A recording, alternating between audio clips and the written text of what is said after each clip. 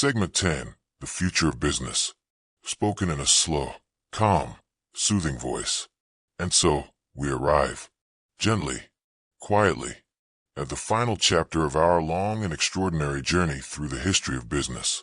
We have traveled so far together, from the dusty marketplaces of ancient Mesopotamia to the candlelit counting houses of medieval Florence, from the factory floors of the Industrial Revolution to the garages of Silicon Valley, from the first gleaming coins of Lydia to the luminous screens of the smartphone age. And now, we find ourselves here, in the present. We begin where so many of the most important conversations of our era begin, with data. By the 2010s, the world's most valuable companies were no longer oil companies or manufacturing giants.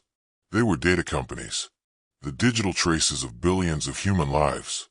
Every search, every purchase, every click, every conversation, every preference and habit and desire, captured, stored, and available to be analyzed at a scale and with a precision that no previous generation could have imagined. And the economist who first articulated this shift most clearly did so with a phrase that has since become one of the most quoted in modern business. Data is the new oil. And the tool that would prove most powerful for refining that data was artificial intelligence. The idea of machines that could learn from data, identify patterns, make predictions, and eventually make decisions had been a dream of computer scientists since the earliest days of computing. But for most of those decades, the dream had outrun the reality.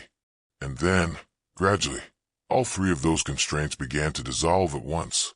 Processing power kept doubling.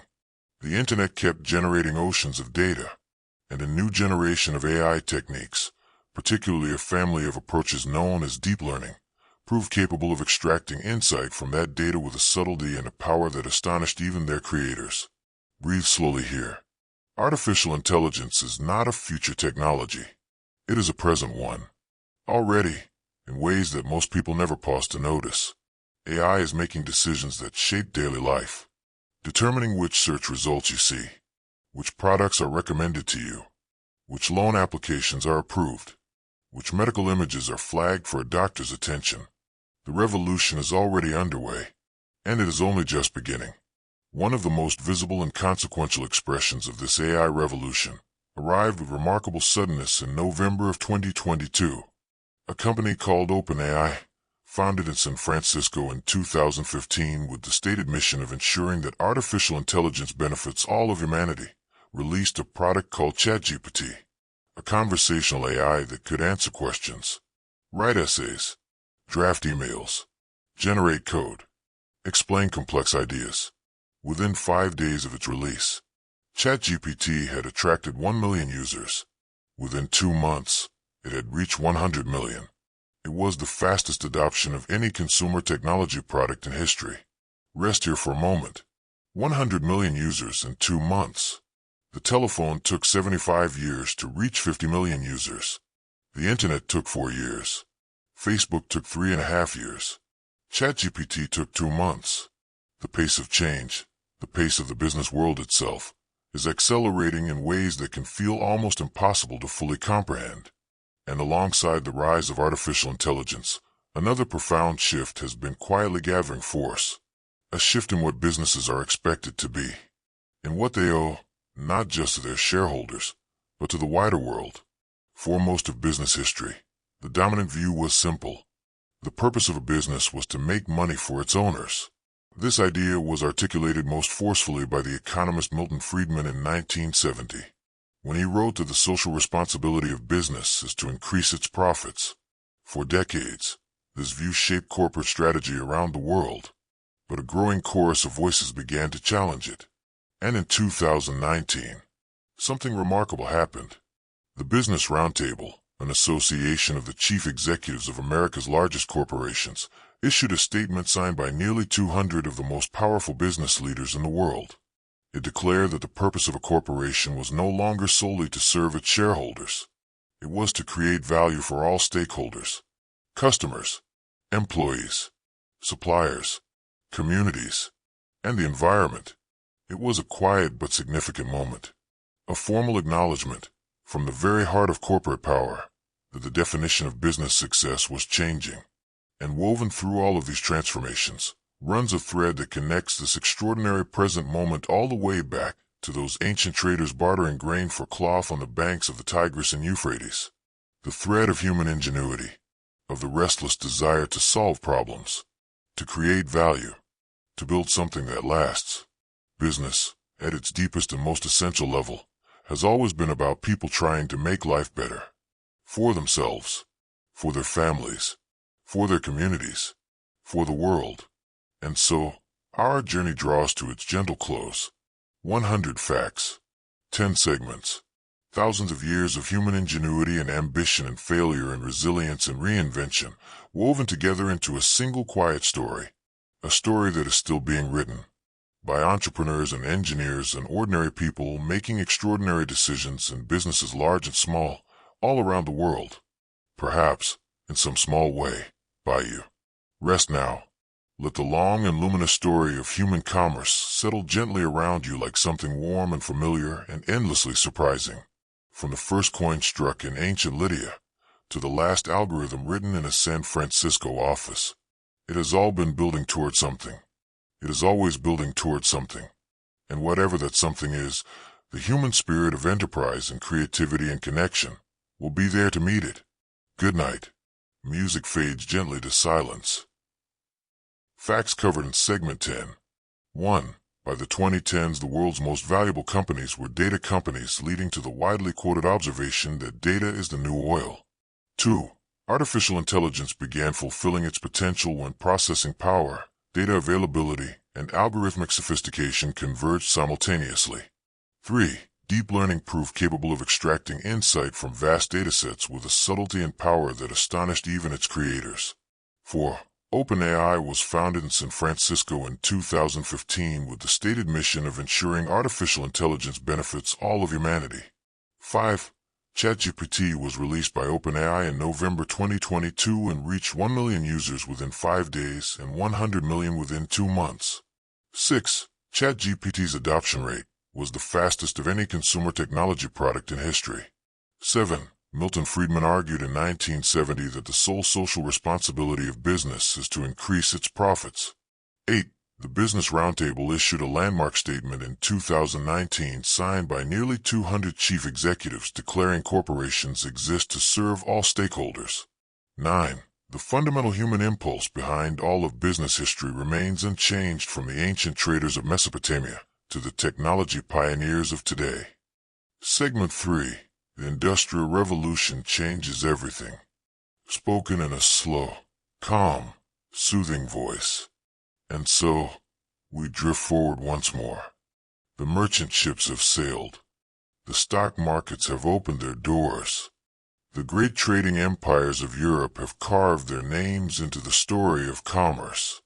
And now, as we move gently into the late 18th century, something is changing. You can feel it in the air.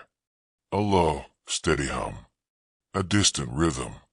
Like the heartbeat of a new world, just beginning to wake. The Industrial Revolution is coming. It begins, as so many great shifts do, not with a declaration or a ceremony, but with a single quiet invention. In 1769, a Scottish engineer named James Watt made a series of critical improvements to the steam engine. The steam engine itself was not new, but Watt's refined version was something different entirely. It was efficient, it was powerful, and it could be put to work. For the first time in human history, machines could do the work of dozens of men, tirelessly, hour after hour, day after day. Factories began to rise, and the nature of work and business would never be the same again.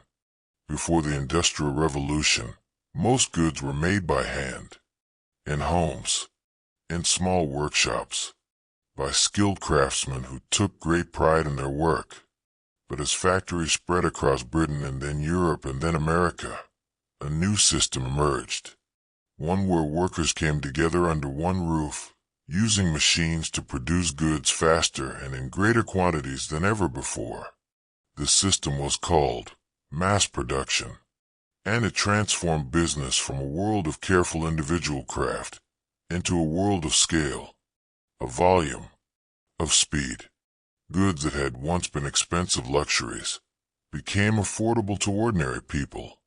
The world of commerce had found a new gear, and it pressed down hard. With factories came cities. People flooded in from the countryside, drawn by the promise of work and wages. And as cities grew, so did the complexity of business.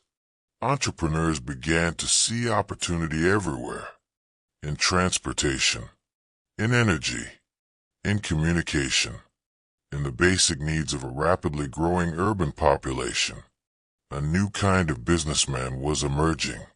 Not the quiet merchant of the Middle Ages, but something bolder, more driven, more ambitious. The entrepreneur had arrived, and one of the earliest and most transformative entrepreneurial developments of this era was the rise of the railroad.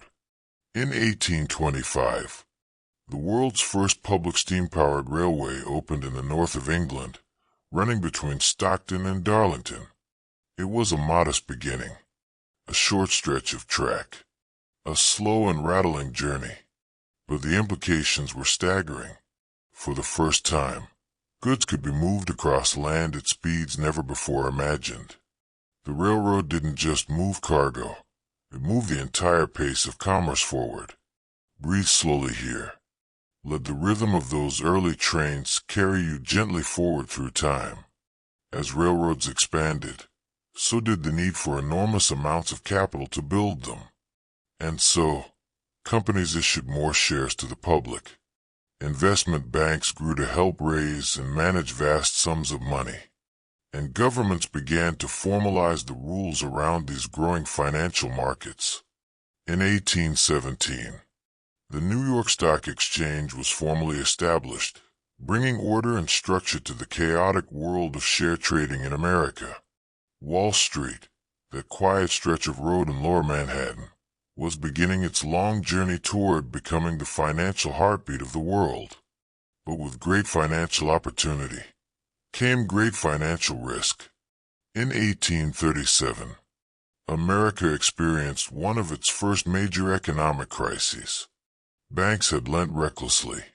Land speculation had run wild. And when the bubble burst, hundreds of banks collapsed. Businesses failed. Workers lost their livelihoods overnight. It was one of the earliest and most painful examples of a financial panic, and it would not be the last.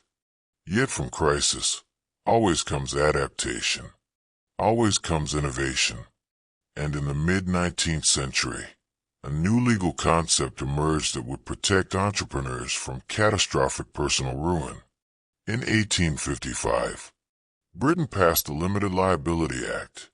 For the first time, investors in a company could only lose what they had invested. Their personal wealth, their homes, their savings, were protected if a business failed. It was a profound and far-reaching idea, because it meant that people could take risks, could invest, could build, without the fear of losing everything. Limited liability didn't just protect investors, it unleashed them. For now, let the soft rhythm of a steam engine carry you. Let the gentle clatter of an early railway lull you into stillness. The factories are humming quietly in the distance. The world of business is stretching itself, reaching further, dreaming bigger than it ever has before. Rest now. We will find them, soon. Gentle pause. Soft music continues. Facts covered in Segment 3. 1. James Watt made critical improvements to the steam engine in 1769, transforming industrial production. 2. Mass production emerged from a factory system, making goods affordable to ordinary people for the first time. 3. The world's first public steam-powered railway opened between Stockton and Darlington in 1825. 4. The railroad revolutionized the movement of goods and accelerated the pace of commerce. 5. The New York Stock Exchange was formally established in 1817. 6. Wall Street began its rise as America's financial center during the railroad expansion era. 7. America experienced one of its first major financial panics in 1837 due to reckless bank lending and land speculation. 8. Britain passed the Limited Liability Act in 1855, protecting investors from personal financial ruin. 9. Limited liability transformed entrepreneurship by allowing people to invest and build without risking everything they owned. Segment 4. The Age of the Visionaries. Spoken in a slow, calm, soothing voice. And so, we drift forward once more. The factories are humming. The railways are spreading like quiet veins across the landscape. The financial markets are finding their footing. And now, as we move gently into the second half of the 19th century, something extraordinary begins to happen. The age of the great visionaries has arrived. We begin with oil. In 1859, in a quiet corner of northwestern Pennsylvania, a former railroad conductor named Edwin Drake successfully drilled the world's first commercial oil well. It produced only a modest amount at first, a few barrels a day, but the implications were vast and far-reaching. Beneath the surface of the earth lay an ocean of liquid energy, waiting to be unlocked. Among those who understood this earliest and most clearly was a young man from Cleveland, Ohio. His name was John D. Rockefeller. Methodical, patient, extraordinarily disciplined, Rockefeller entered the oil refining business in 1863, and over the following decades, build an empire so vast and so dominant that it would reshape the very concept of corporate power. By 1880, his company Standard Oil controlled approximately 90% of all oil refining in the United States. It was the largest and most powerful corporation the world had ever seen. But power on that scale inevitably attracts scrutiny. Critics argued that Rockefeller's empire had grown so large, so dominant, that it crushed competition and harmed consumers. The word being whispered was monopoly. And in 1890, the United States government responded with the Sherman Antitrust Act, one of the most significant pieces of business legislation ever passed. For the first time, there was a law designed specifically to protect competition. Rest here for a moment. Let the magnitude of that settle gently. These tensions between corporate power and public interest, between innovation and regulation, are ones that echo all the way into our own time. While Rockefeller was reshaping the energy industry, another visionary was quietly transforming the world of communication. In 1876, a Scottish-born inventor named Alexander Graham Bell was granted a patent for the telephone. It was not immediately seen as a business tool. Many dismissed it as a novelty. But Bell and his investors understood something that others did not, that the ability to communicate instantly across distance was not just a convenience. It was a revolution. The Bell Telephone Company was founded the following year, and within a decade, telephone exchanges were opening in cities across America and Europe. And as communication transformed, so too did the very nature of energy itself. In the 1870s and 1880s, a young inventor was working in his laboratory in Menlo Park, New Jersey, with a quiet and relentless focus. His name was Thomas Edison, and in 1879, after thousands of attempts, he successfully demonstrated a practical incandescent light bulb. But Edison understood something crucial. He didn't just invent a bulb. He invented an entire electrical distribution system. By 1882, his Pearl Street station in New York City was supplying electricity to dozens of businesses and homes. Edison's genius was matched, and in some ways surpassed, by a man who would become both his greatest collaborator and his most formidable rival, Nikola Tesla. a Serbian-American inventor of breathtaking brilliance. Tesla developed a system of alternating current, or AC electricity, which proved far more efficient for transmitting power over long distances. The battle between these two giants, known as the War of Currents, was one of the first great corporate and technological rivalries. In the end, Tesla's alternating current system won, and the electrical infrastructure it inspired still powers much of the world today. Breathe slowly. Let the soft hum of electricity drift through your thoughts. These were not just inventors. They were builders of worlds. And speaking of foundations, no discussion of this era would be complete without pausing on the extraordinary figure of Andrew Carnegie, a Scottish immigrant who arrived in America as a young boy with almost nothing. Carnegie entered the steel industry at a pivotal moment. Through relentless innovation and ruthless efficiency, Carnegie Steel became the largest steel manufacturer in the world. By the time he sold his company to financier J.P. Morgan in 1901 for the staggering sum of $480 million, Carnegie had become one of the richest men alive. But what Carnegie did next was perhaps more remarkable than anything he had built. He gave almost all of it away, donating the equivalent of billions of dollars in today's money to libraries, universities, and public institutions around the world. Rest here. Let these giants of industry walk softly through your imagination.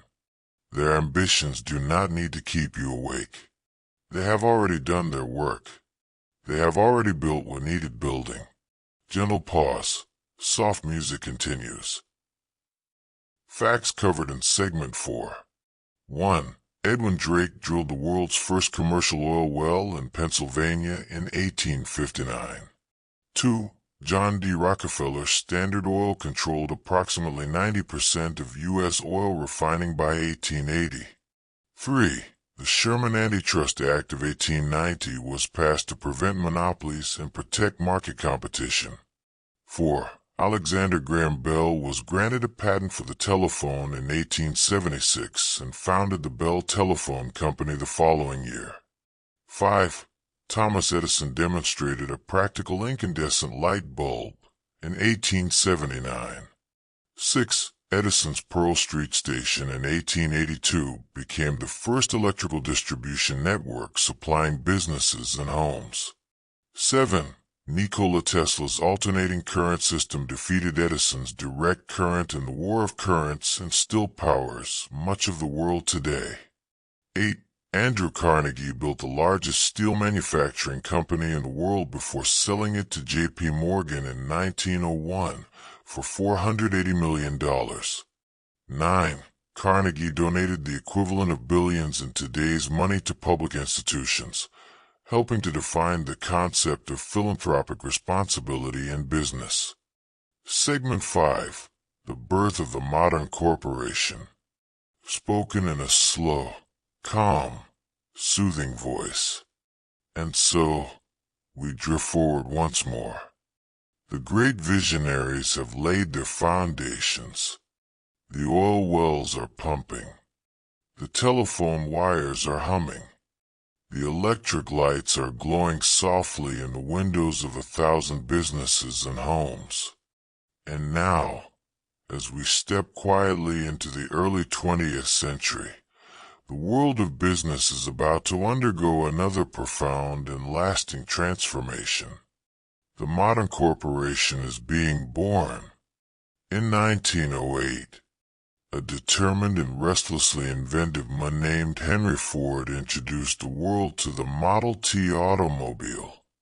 It was not the first car ever built, but it was the first car built for everyone. Simple, reliable, and crucially, affordable. Ford had a vision that was almost radical in its simplicity. He believed that the people who built his cars should be able to afford to buy them. The answer came in 1913, when Ford introduced the moving assembly line at his Highland Park plant in Michigan. Instead of workers moving from car to car, the cars moved to the workers, each person performing one specific task, over and over, with extraordinary efficiency. The time it took to build a single Model T dropped from over 12 hours to just 93 minutes. It was a revolution in manufacturing, but the assembly line brought with it new questions. And so in 1914, Ford made a decision that stunned the business world. He announced that Ford Motor Company would pay its workers $5 a day. At a time when the average industrial wage was closer to $2.30, this was an extraordinary leap. Higher wages meant lower turnover, more motivated workers, and crucially, more customers who could afford to buy the very products they were helping to build. It helped lay the groundwork for the concept of the modern middle class. Breathe slowly here. Let that idea settle like a warm and gentle weight. The notion that paying workers well is not just an act of generosity, but an act of smart business. As Ford was reshaping manufacturing, another quiet revolution was taking place in the world of management. In 1911, an engineer named Frederick Winslow Taylor published a book called The Principles of Scientific Management. Taylor believed that businesses could be made dramatically more efficient by studying and optimizing every single task performed by every single worker.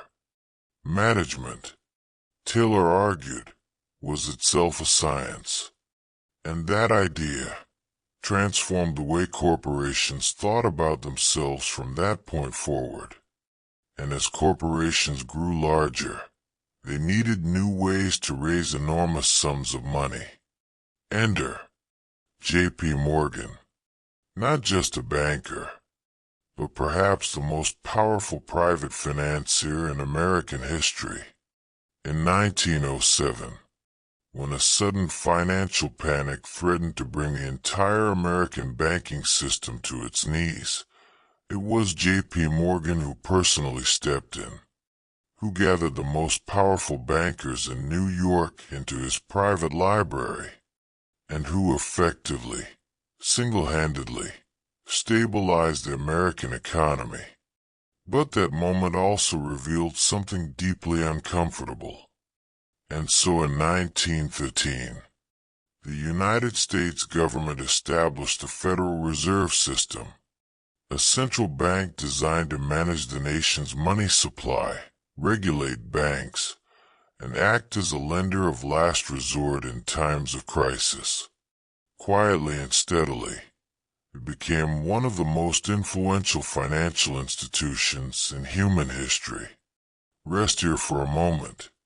The world of business is becoming more organized now, more structured, more interconnected, and that complexity is about to be tested severely, because running beneath all of this growth and optimism, there was a fault line. The decade known as the Roaring Twenties saw stock markets soar to dizzying heights. Ordinary Americans were investing in shares for the first time in large numbers, often borrowing money to do so. It felt, to many, as though prosperity might simply go on forever. But it could not, and it did not. On the 24th of October, 1929, a day that would become known as Black Thursday, the New York Stock Exchange began to collapse. Panic selling spread like wildfire. Within days, billions of dollars of wealth had simply vanished. Banks failed. Businesses closed. Unemployment soared. The world had entered the greatest economic catastrophe it had ever known. The Great Depression had begun. Rest now. Gentle pause. Soft music continues. Facts covered in Segment 5. 1.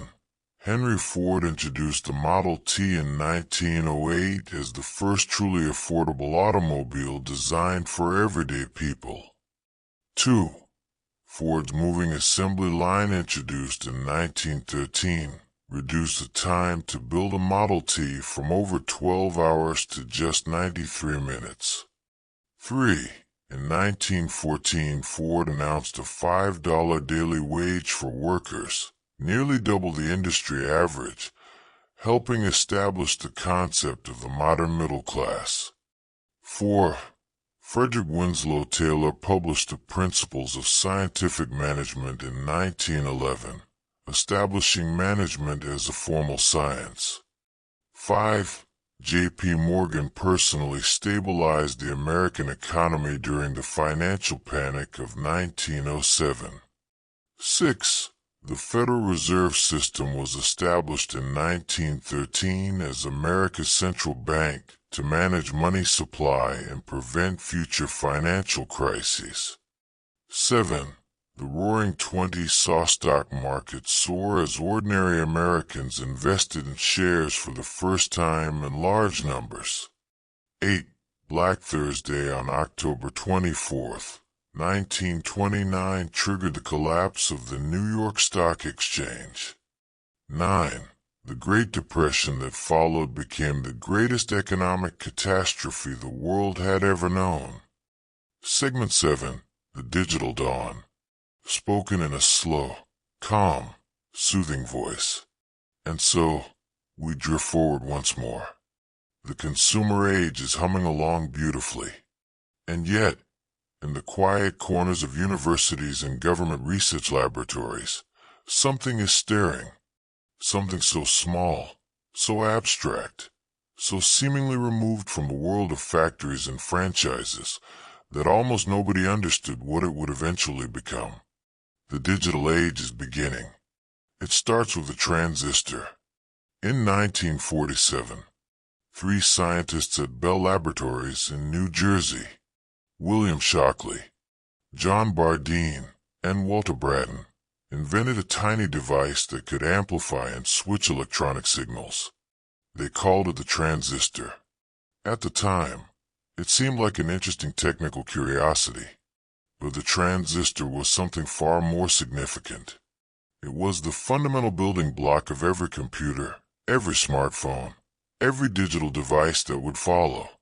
Without the transistor, the entire digital economy that defines our modern world simply could not exist. As transistors grew smaller and more powerful, visionary engineers began to imagine ways of combining thousands of them onto a single tiny surface. In 1958, an engineer named Jack Kilby at Texas Instruments successfully demonstrated the world's first integrated circuit, a complete electronic circuit, miniaturized onto a single chip. In 1965, an engineer and future co-founder of Intel named Gordon Moore observed something remarkable, that the number of transistors on an integrated circuit was doubling approximately every 2 years, while the cost was falling proportionally. This observation became known as Moore's Law, and for half a century, it proved to be one of the most accurate and consequential predictions in the entire history of technology. Breathe slowly here. Every 2 years, roughly twice as powerful. Every 2 years, roughly half the cost. Compounded across decades, this relentless progression would eventually put more computing power in the pocket of an ordinary person than existed in the entire world at the time Moore made his observation. But computers in those early decades were not the sleek personal devices we know today. They were enormous, room-sized machines that cost millions of dollars. And the company that dominated this early era of computing was IBM, International Business Machines. Founded in 1911, IBM had grown into the undisputed giant of the computing world. Its mainframe computers were the engines of modern business. Banks ran on them. Airlines ran on them. Governments ran on them. But dominance, as history reminds us, is never permanent. In 1975, a small and scrappy company called MTS released a computer kit called the Altair 8800. It had no screen, no keyboard, no software to speak of, and yet it caused an extraordinary stir, because for the first time, here was a computer that a private individual could conceivably own. Two young men who saw the Altair 8800 and immediately understood its implications were a Harvard dropout named Bill Gates and his childhood friend Paul Allen. They wrote software for it in a frantic matter of weeks, and in doing so, laid the foundation for a company called Microsoft, a company built not on hardware, but on software, the invisible intelligence that tells machines what to do. Rest here for a moment. The garage era of technology is beginning. The age of the young visionary, the college dropout, the brilliantly obsessive tinkerer working through the night on an idea that the rest of the world hasn't caught up to yet. And nowhere was the energy more concentrated than in a region of Northern California that was quietly becoming the most important square miles of real estate in the entire business world. Silicon Valley, named for the silicon used in semiconductor chips, this stretch of land between San Francisco and San Jose had been quietly accumulating talent and ambition and venture capital since the 1950s. Stanford University sat at its heart, producing a steady stream of brilliant engineers and entrepreneurs. And the culture that emerged there, informal, collaborative, risk-embracing, deeply comfortable with failure as a stepping stone to success, was unlike anything that had existed in the business world before.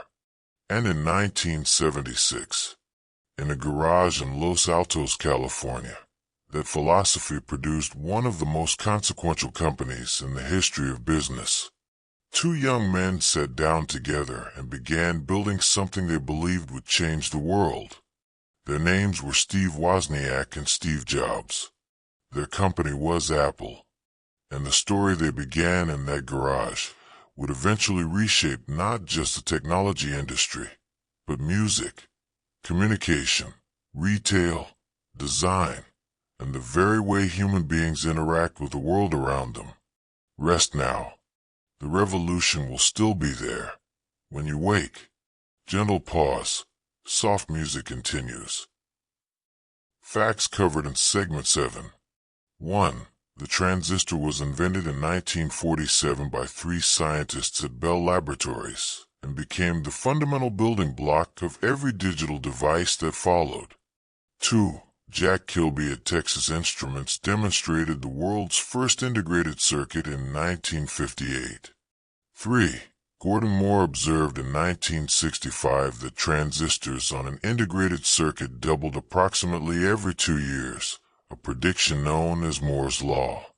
4. IBM dominated the early computing era with its mainframe computers which powered banks, airlines, and governments. 5. The Altair 8800 released in 1975 was the first computer kit available to private individuals and sparked the personal computer revolution. 6. Bill Gates and Paul Allen founded Microsoft after writing software for the Altair 8800. 7. Silicon Valley in Northern California emerged as the world's most concentrated hub of technology talent and entrepreneurial culture. 8. Stanford University sat at the heart of Silicon Valley, producing a steady stream of engineers and entrepreneurs. 9. Steve Wozniak and Steve Jobs founded Apple in a garage in Los Altos, California in 1976. Segment 9. The Age of the Platform. Spoken in a slow, calm, soothing voice. And so, we drift forward once more. The dot-com crash has come and gone. The dust has settled. The survivors are standing. And the companies that understand most intuitively what the internet is truly capable of becoming are beginning to build something new. Not just websites, not just online stores, but platforms, spaces where millions, and eventually billions, of human beings could connect and share and interact and transact with one another. The platform will become the defining business model of the 21st century. It begins in a university.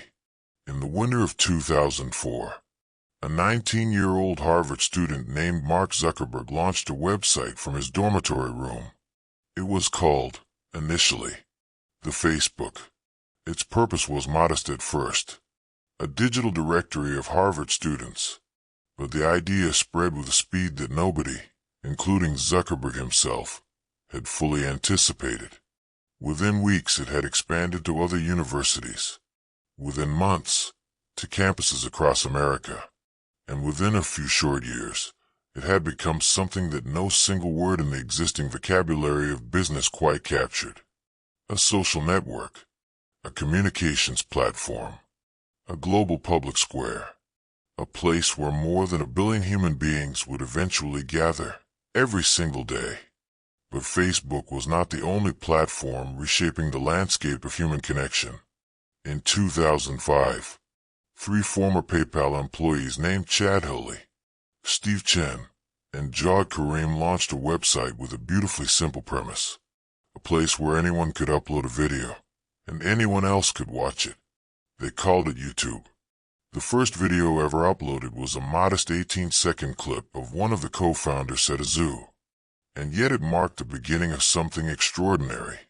For the first time, the power to broadcast video to a global audience was no longer the exclusive preserve of television networks and film studios. YouTube created an entirely new kind of economy, the creator economy, in which ordinary individuals could build audiences and businesses and livelihoods simply by sharing what they knew or loved or found interesting with the world. Breathe slowly here. The democratization of broadcasting. The notion that the tools once available only to the most powerful media companies on Earth were now available to a teenager in a bedroom. Google recognized immediately what YouTube represented. In 2006, just 1 year after YouTube's launch, Google acquired it for $1.65 billion in stock. At the time, many in the business world raised an eyebrow. YouTube had almost no revenue. But Google understood that attention was the currency of the internet age. And YouTube, more than almost any other platform, commanded human attention in vast and growing quantities. The acquisition would go on to become one of the most valuable purchases in business history. And while all of this was unfolding online, a quieter but equally consequential revolution was taking place in the physical world of retail. In 2005, Amazon launched a service that would fundamentally change the expectations of consumers everywhere. It was called Amazon Prime.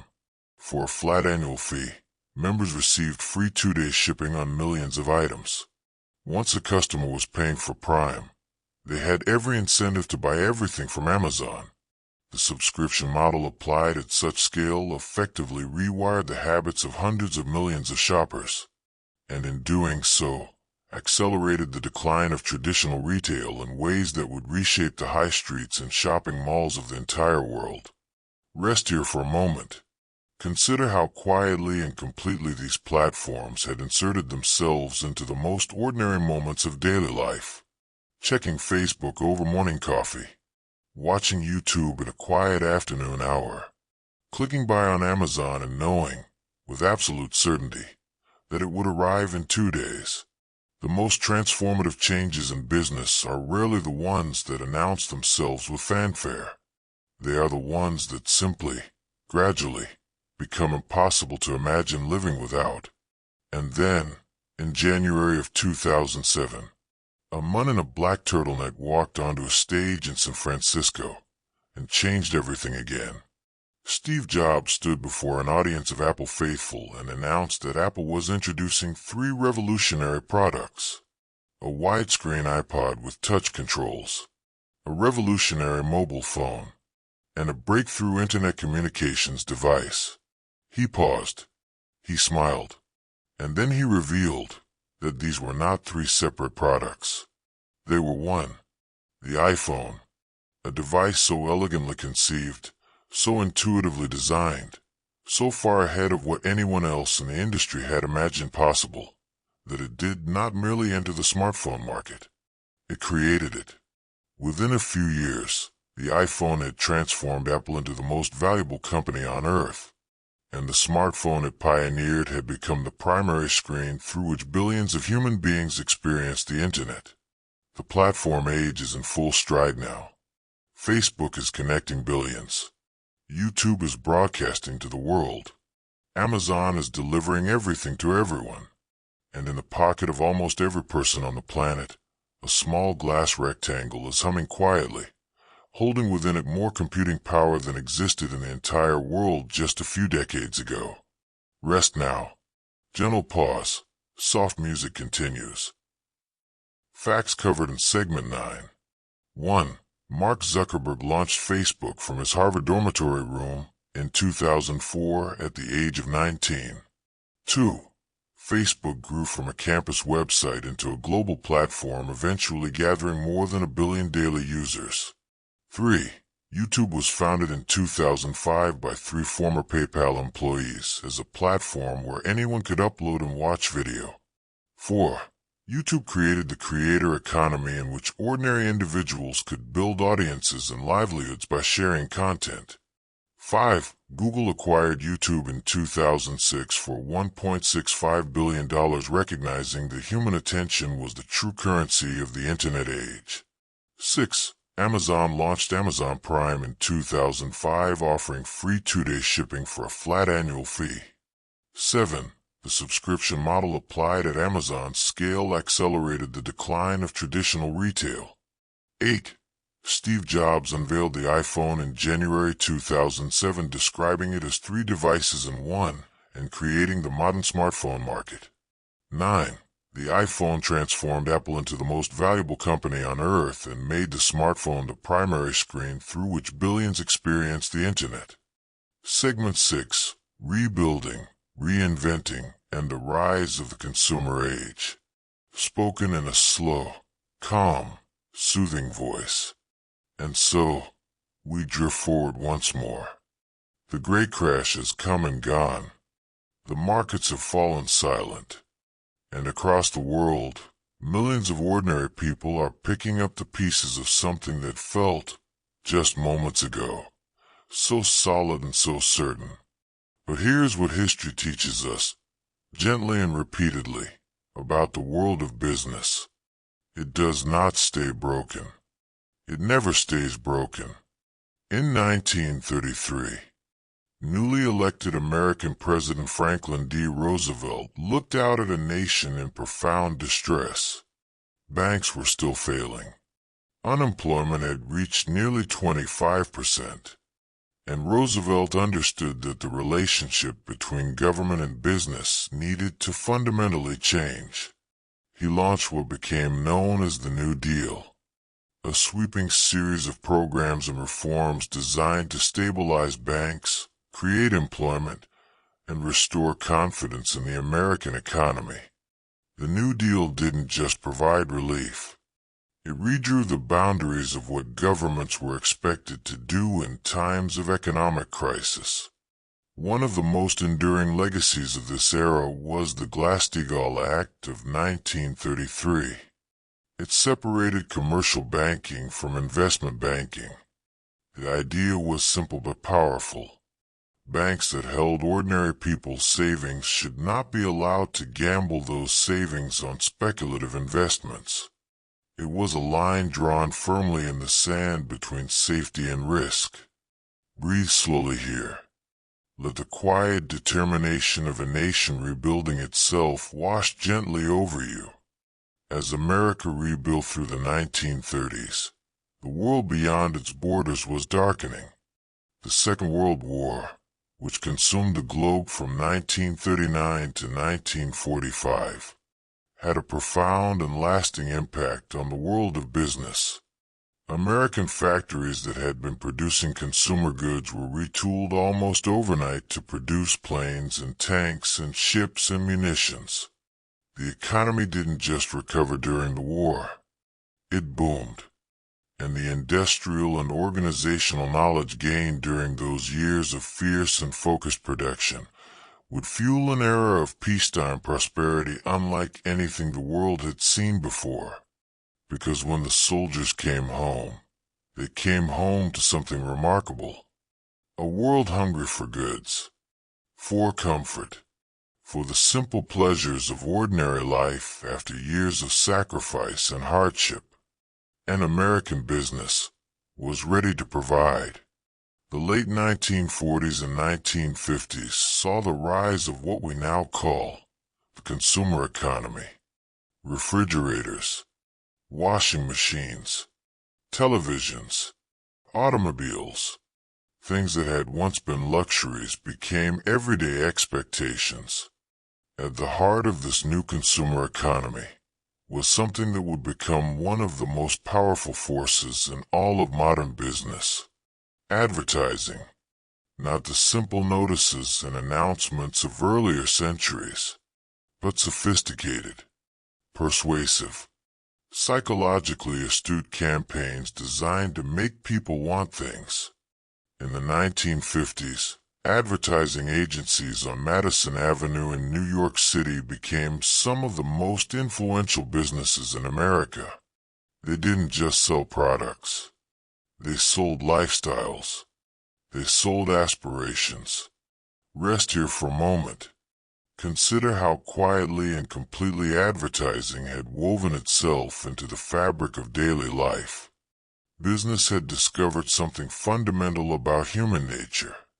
That people don't just buy products. They buy stories. They buy feelings. They buy versions of themselves that they hope to become. And speaking of transformation, the 1950s also gave birth to something that would go on to become one of the most studied and imitated business models in history.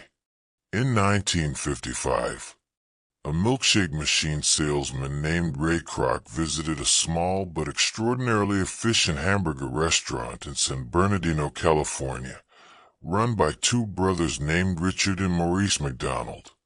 A kitchen stripped down to its bare essentials. A menu of just a handful of items.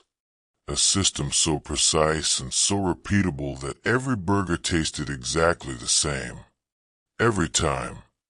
Kroc understood immediately that he was looking at something historic. He partnered with the McDonald brothers and began franchising their system across America. The franchise model, the idea that a proven business system could be replicated identically in thousands of locations, would go on to reshape retail, food, hospitality, and services across the entire world. And McDonald's itself would eventually become the most recognized brand on the planet. Sleep now. Gentle pause. Soft music continues. Facts covered in Segment 6. 1.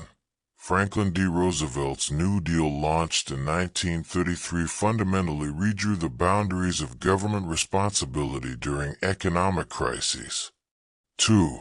The Glass-Steagall Act of 1933 separated commercial and investment banking to protect ordinary depositors from financial speculation. 3. The Second World War from 1939 to 1945 triggered one of the greatest mobilizations of industrial and economic power in history. 4.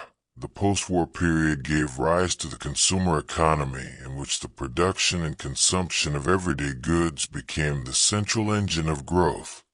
5. The 1950s advertising industry on Madison Avenue transformed business by selling lifestyles and aspirations rather than just products. 6. Advertisers discovered that people buy stories and feelings rather than products alone, fundamentally changing the relationship between businesses and consumers. 7. Ray Kroc visited the McDonald Brothers restaurant in San Bernardino, California, in 1955, and recognized a revolutionary business system. 8. The franchise model pioneered by McDonald's allowed a proven business system to be replicated identically across thousands of locations worldwide. 9. McDonald's eventually became the most recognized brand on the entire planet. Segment 2. The Rise of Trade Empires. Spoken in a slow, calm, soothing voice. And so, we drift a little further forward. The ancient world has laid its foundations quietly and carefully beneath us. The coins have been minted, the trade routes mapped, the first agreements written into clay. And now, as centuries turn like the slow, gentle pages of a book, something bigger begins to stir. The world is waking up to the power of trade. It is the Middle Ages now, roughly between the 5th and 15th centuries, and across Europe and the Arab world, a new class of people is emerging. The merchant class. Men and women who built their lives not through conquest or inheritance, but through commerce, through patience, through the careful art of buying and selling. In the great cities of Venice, Florence, and Genoa in Italy, powerful merchant families began to accumulate enormous wealth. And with that wealth came influence, came power, came a quiet reshaping of the world. The Medici family of Florence were perhaps the most famous of all. Beginning as traders, they grew their enterprise across generations until they became the most powerful banking family in all of Europe. Their story is a reminder that the greatest business empires are rarely built overnight. They are built slowly, steadily, one careful decision at a time. And it was banking that became the next great leap forward for business. In medieval Europe, the practice of lending money with interest had existed informally for centuries. But around the 12th and 13th centuries, formal banking institutions began to emerge. The word bank itself comes from the Italian word banca, meaning bench, because early money lenders would conduct their transactions sitting at benches in the marketplace.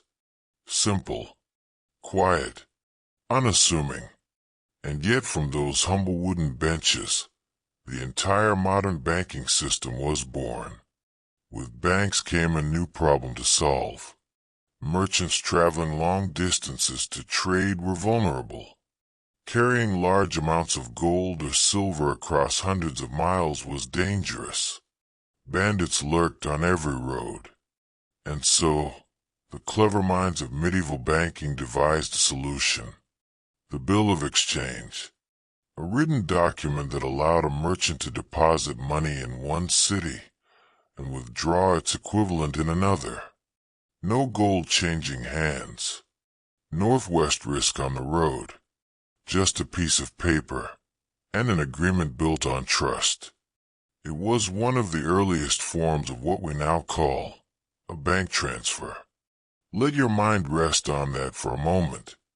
A piece of paper, a promise, and suddenly, the world of commerce could move faster than ever before. Distance was no longer the barrier it once was. Trade could flow. Business could breathe. As trade expanded across continents, nations began to realize that commerce was not just good for merchants. It was good for entire kingdoms. Governments began to take a deep and active interest in business. And in the 15th and 16th centuries, a powerful economic philosophy began to take hold across Europe. It was called mercantilism.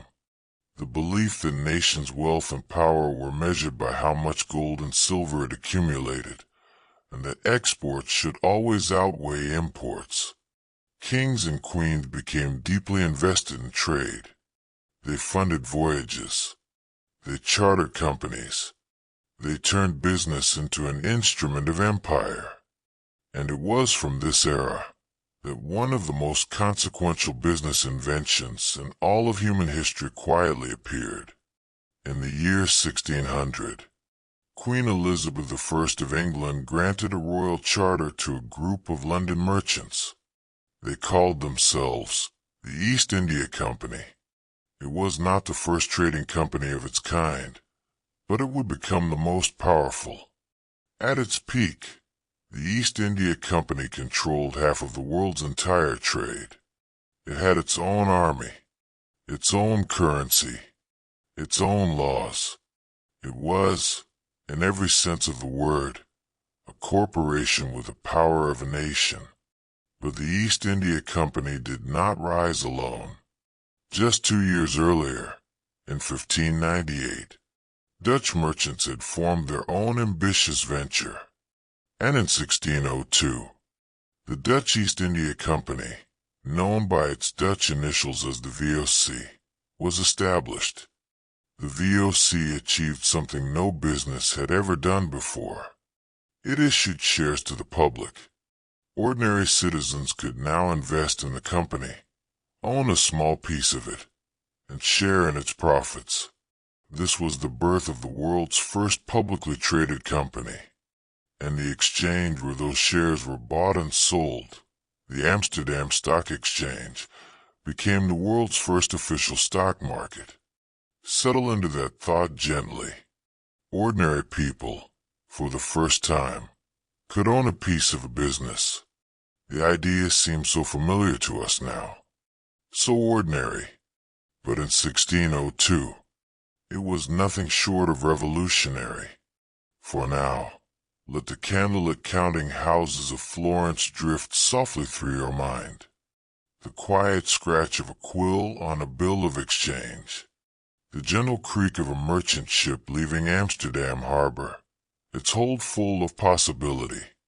Business was growing up, and the world was growing with it. Gentle pause. Soft music continues. Facts covered in Segment 2. 1. The merchant class rose to prominence in medieval Europe between the 5th and 15th centuries. 2. The Medici family began as wool traders before becoming Europe's most powerful banking dynasty. 3. The word bank derives from the Italian word banca, meaning bench. 4.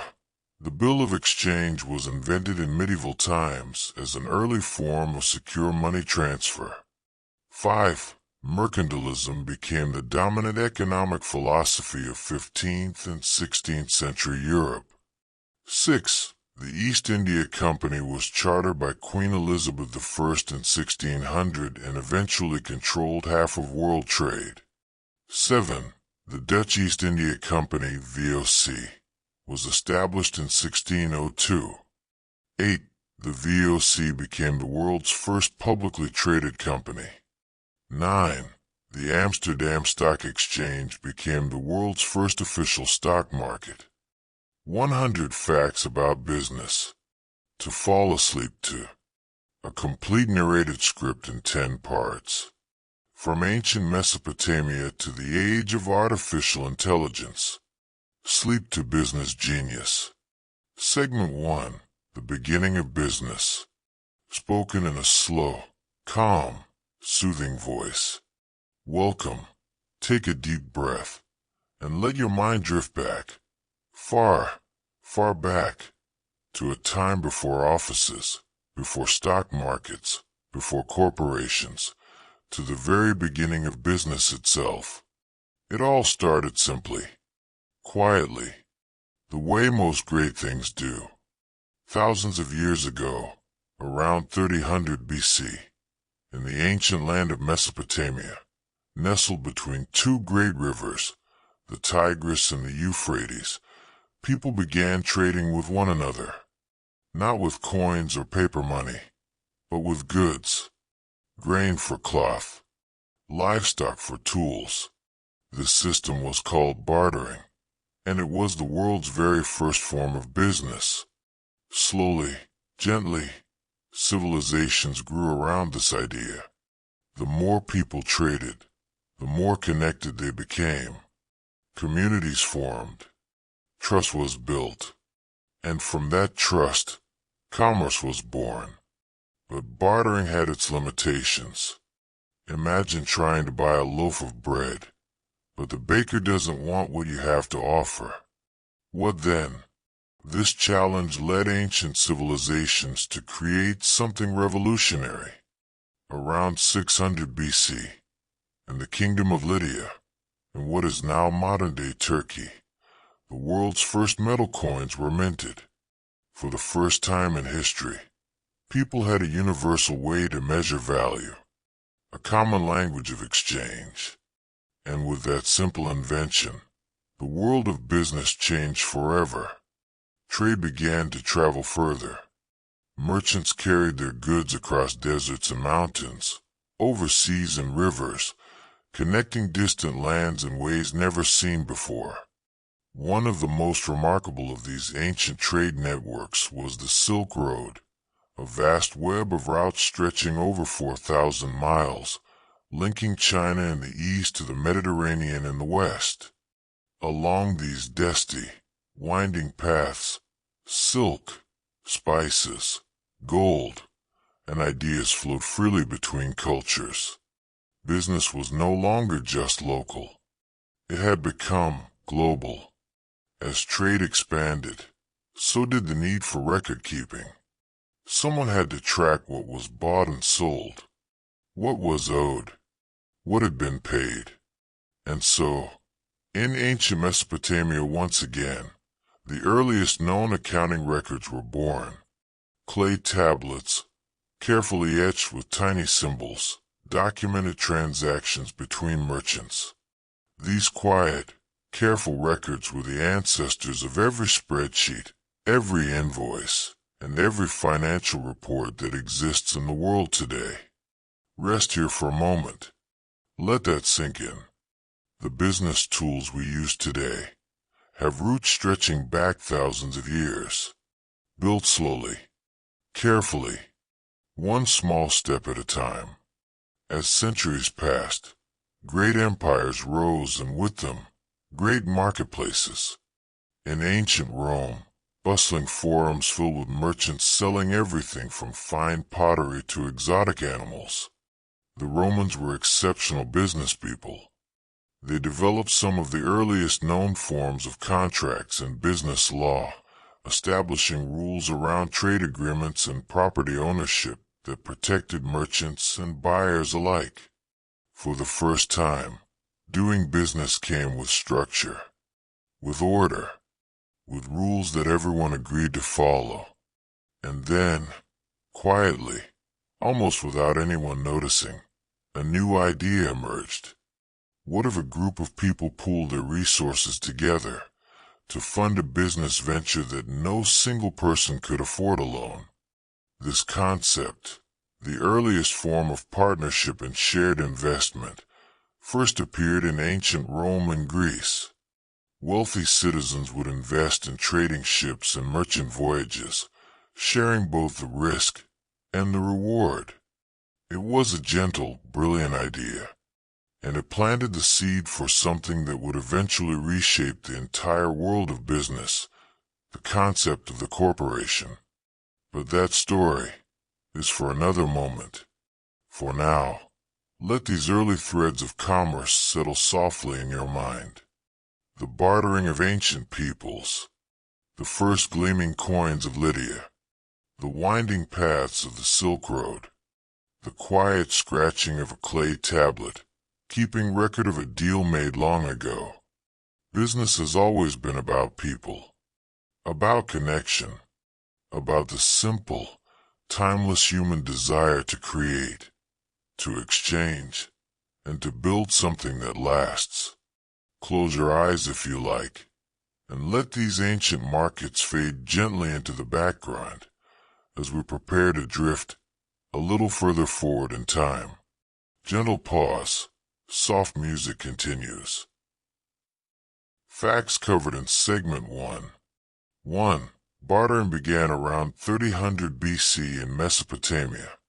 2. The first metal coins were minted around 600 BC in Lydia. 3. The Silk Road stretched over 4,000 miles connecting east and west. 4. The earliest accounting records were clay tablets in Mesopotamia. 5. Ancient Rome developed early forms of business contracts and trade law. 6. Roman forums were among the earliest organized marketplaces. 7. Ancient Greeks and Romans pioneered shared investment in trade voyages. 8. Record-keeping gave rise to the foundations of modern accounting. 9. The concept of pooled investment planted the earliest seeds of the corporation. Segment 8. The Internet changes everything. Spoken in a slow, calm, soothing voice. And so, we drift forward once more. The personal computer revolution is gathering pace, and something even bigger is coming. Something that will change the very fabric of human communication itself. Something that will collapse distance, dissolve borders, and connect every person, every company, every idea on the planet into a single vast and extraordinary web. The Internet is coming, and nothing, absolutely nothing, will ever be quite the same again. The story of the Internet begins not in a garage or a university dormitory, but in the corridors of the United States Department of Defense. In the late 1960s, researchers working on a government project called ARPANET were trying to solve a specific and practical problem. How could computers in different locations communicate with each other? The solution they developed was elegant and far-reaching. Instead of sending information along a single dedicated line, they would break into small packets, send those packets along multiple different routes simultaneously, and reassemble them at the destination. It was called packet switching, and it was the foundational principle upon which the entire Internet would eventually be built. For 2 decades, this network remained largely the domain of government researchers and university academics. And then, in 1989, a British scientist working at a physics laboratory in Switzerland had an idea. His name was Tim Berners-Lee, and his idea was to create a system of documents linked together by clickable connections, accessible to anyone on the network. He called it the World Wide Web. Berners-Lee could have patented his invention, could have built a company around it and made himself one of the wealthiest people on Earth. Instead, he gave it away, freely, to everyone. It was perhaps the most consequential act of open generosity in the entire history of technology. Breathe slowly here. A single act of openness, a decision to share rather than to own, unleashing a force that would reshape the entire global economy within a decade. And share the world did, with breathtaking speed. In 1993, a young programmer named Mark Andreessen released the first widely used web browser. He called it Mosaic. For the first time, ordinary people could navigate the World Wide Web with a simple point-and-click interface. Mosaic didn't just make the web accessible, it made it irresistible. Within months, millions of people were online for the first time. A wave of new companies began forming with a speed and an ambition that the business world had never seen before. Companies with names that ended in .com, companies that had no profits, sometimes no revenue, sometimes barely a product, but companies with ideas, with vision. It was called the .com boom, and it was one of the most spectacular, most exhilarating, and ultimately most instructive episodes in the entire history of business. In the middle of this extraordinary ferment, 2 companies emerged that would define the Internet age. The first was Amazon, founded in 1994 by a former Wall Street analyst named Jeff Bezos. Amazon began as an online bookstore operating out of a garage in Bellevue, Washington. Bezos had left a well-paying job and driven across the country with his wife, writing his business plan on the way. He didn't want to build a bookstore. He wanted to build the everything store, a place where anyone could buy anything, delivered anywhere, quickly, reliably, and cheaper than anywhere else. The second company was born in a Stanford University dormitory room in 1998. Two PhD students named Larry Page and Sergey Brin had become fascinated by a problem. The World Wide Web was expanding at extraordinary speed, an ocean of information that was becoming increasingly difficult to navigate. Page and Brin developed a revolutionary approach. Rather than simply cataloging web pages by their content, their system ranked them by the number and quality of other pages that linked to them.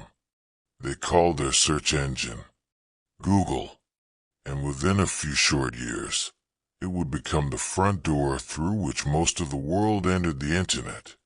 Rest here for a moment, because just as the Roaring Twenties had their Black Thursday, the dot-com boom had its own reckoning. In the spring of the year 2000, the bubble burst. Stock prices collapsed. Billions of dollars of investor wealth simply disappeared. But what survived the crash were not the companies with the most extravagant promises. What survived were the companies with the soundest ideas. Amazon survived. Google survived. And the internet itself emerged from the wreckage more powerful and more central to daily life than ever before. Rest now. Gentle pause. Soft music continues. Facts covered in Segment 8. 1. ARPANET, developed in the late 1960s by the U.S. Department of Defense, introduced packet switching, the foundational principle of the modern Internet. 2. Tim Berners-Lee invented the World Wide Web in 1989 and gave it freely to the world rather than patenting it. 3. Marc Andreessen released the Mosaic web browser in 1993, making the World Wide Web accessible to ordinary people for the first time. 4. The dot-com boom of the 1990s saw a wave of internet companies form with extraordinary speed fueled by investor capital. 5. Jeff Bezos founded Amazon in 1994 as an online bookstore in a garage in Bellevue, Washington. 6. Larry Page and Sergey Brin founded Google in a Stanford University dormitory room in 1998. 7. Google's page ranking system measured the number and quality of links pointing to a page to determine its relevance. 8. The dot-com bubble burst in the spring of 2000, wiping out billions of dollars of investor wealth. 9. Amazon and Google both survived the dot-com crash and emerged to become two of the most valuable businesses in human history.